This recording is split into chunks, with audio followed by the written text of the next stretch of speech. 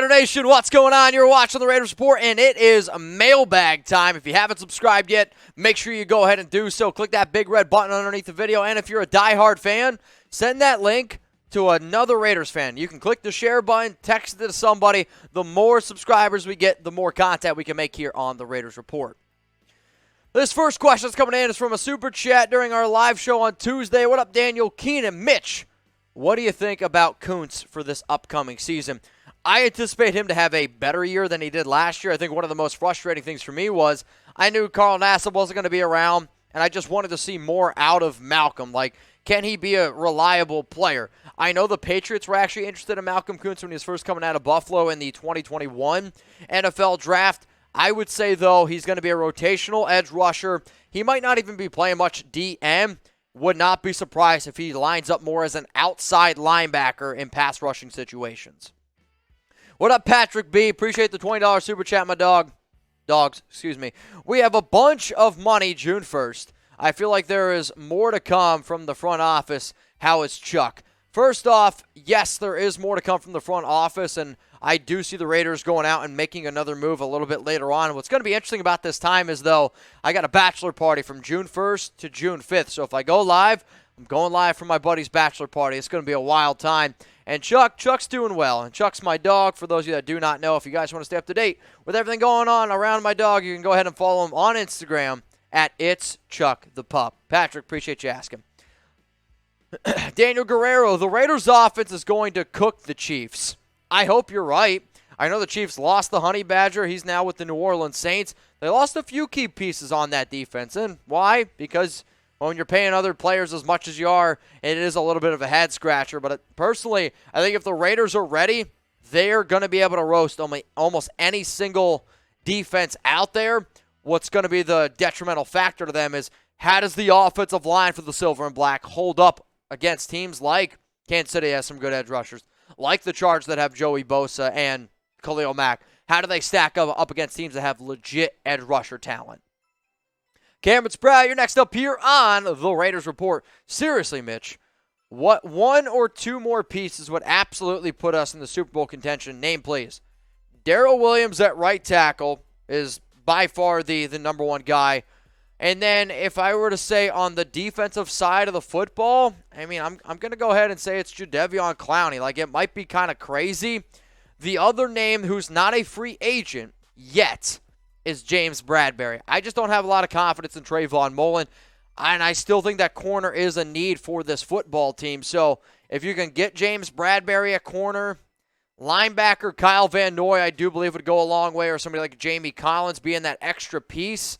But Darrell Williams is the number one guy to go out to make you a Super Bowl winning team.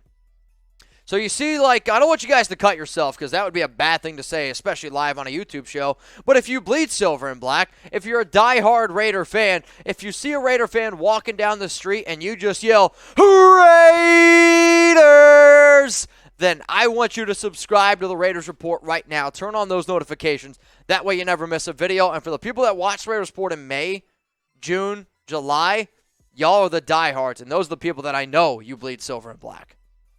Let's go to Raider Elm. Great coverage of the draft. Thank you. Shout out to Jeremy Chuggs, James Yoder, Brett Scott, the entire Chat Sports team for letting us do it. You said something that I haven't forgotten. Oh, boy. You'd be interested in trading for Andy Isabella. Why? So when I was live, and I don't even remember if it was day 3 or day 2. It's all blurred, the whole draft.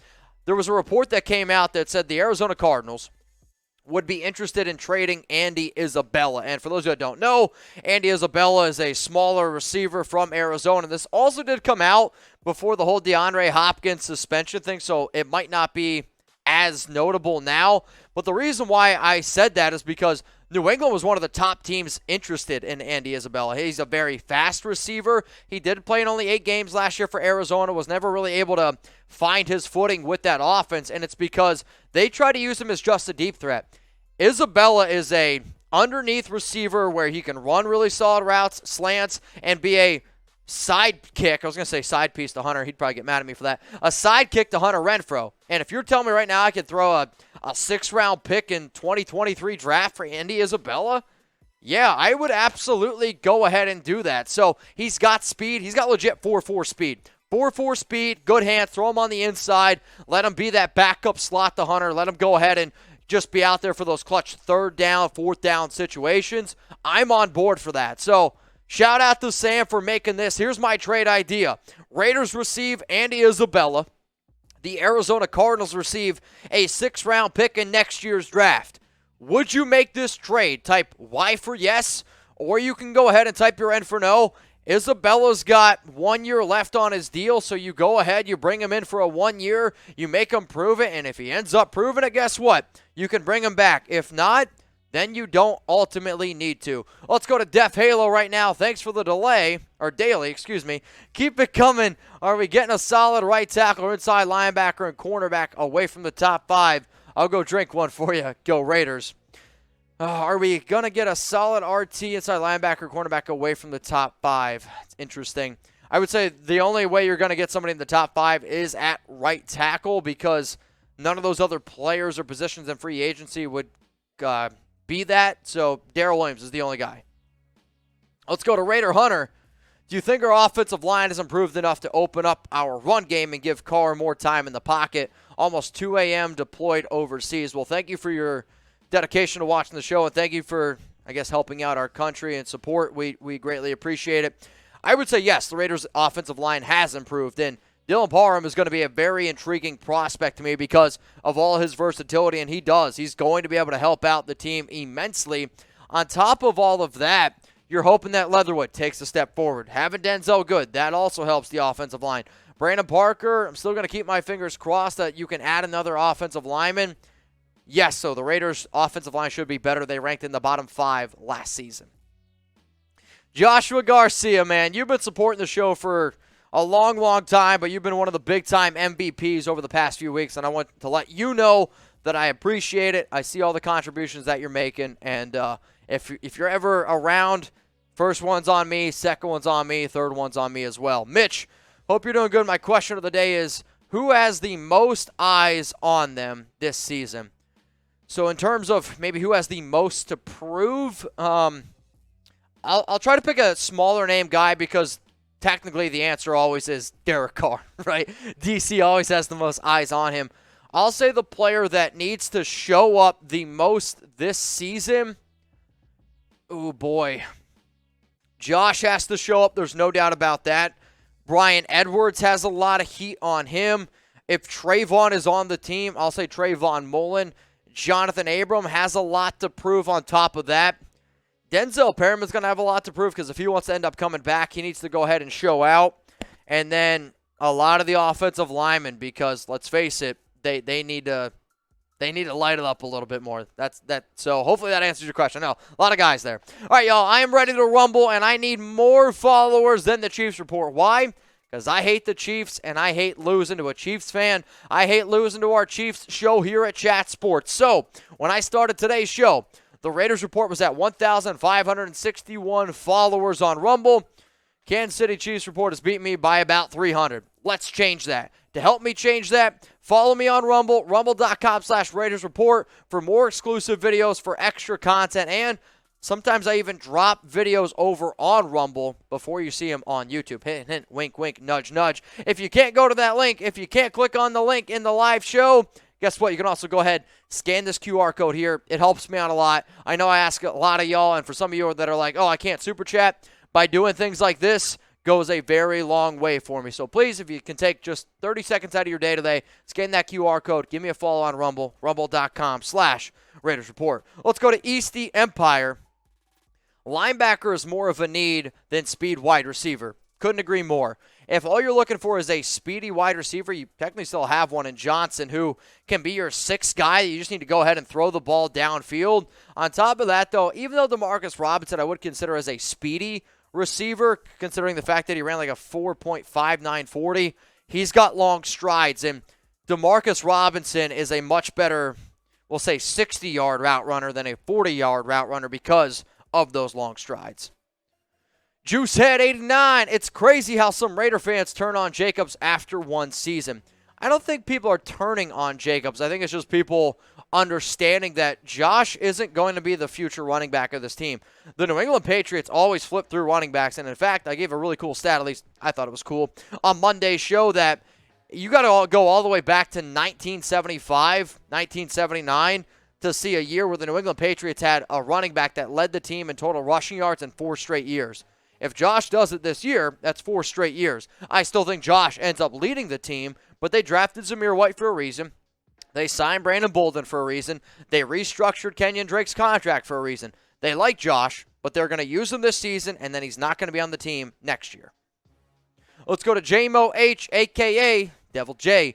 Mitch, what's the best center in free agency left? And if the Raiders did a new song, who you get to do it and why? P.S. Thanks for the brilliant coverage. I would say best center is still J.C. Treader, and it's actually really not all that close to me. And if the Raiders did a new song, I don't know what you mean by do a new song. Like, I get a new intro song because I know Graphic Raider used to be my intro song here on the show, but if somebody knows somebody who can make good Raiders music, I'm all about listening to it.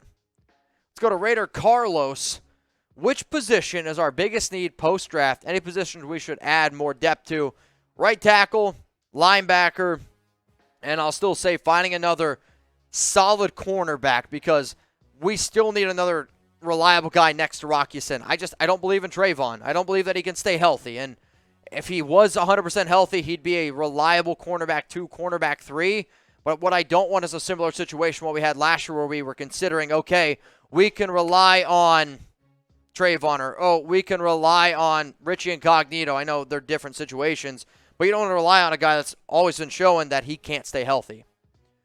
Dominant FC 56, the Bears released Nick Foles. Should the Raiders sign him as a backup? No. I know he beat him in the Super Bowl, but no, the hell no to Nick Foles.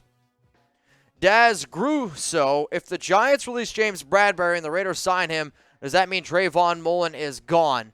I don't know if it means Mullen is gone because it's a matter of what are you going to get from him at this point, because if a team trades for him, 5th round pick in the 2023 draft, I'd rather just hang on to Trayvon. I will say, though, he had surgery on Tuesday, and he did just go live on his Instagram, or he's actually live right now, so I'm kind of curious of what exactly he's saying or doing, so I'll try to figure that out after today's show. But if they do get Bradberry, Bradberry's obviously the starter. So if the Raiders were to go out and get Bradberry right now as I'm making this video, it would have to be for a trade, though I see them being patient and waiting. How about this, though? Is there a player out there after the draft? Because what always happens is certain guys' reports come out, like N'Keal Harry, perfect example. N'Keal Harry trade rumors have popped up. Nelson Aguilar trade rumors are starting to pop up. So name a player that the Raiders should go out and trade for. What up, Lee? Should the Raiders pick up Julio Jones? I'm going to go ahead and say no. And it always depends on how much money, right? It depends. Like, if I was Julio, to be honest with you, I would wait to see if Deebo Samuel leaves San Francisco, because then I'd try to go to San Francisco, repair up with Kyle Shanahan, or I'd try to go to the Indianapolis Colts, play with Matt Ryan again. It's just you're going to have to pay him way too much money, and as far as I'm concerned, I don't want to pay $10 million to Julio Jones when I could invest that money in Darrell Williams. I could invest that money in the defense because I just think Father Time has caught up to Julio. He just can't stay healthy at this point.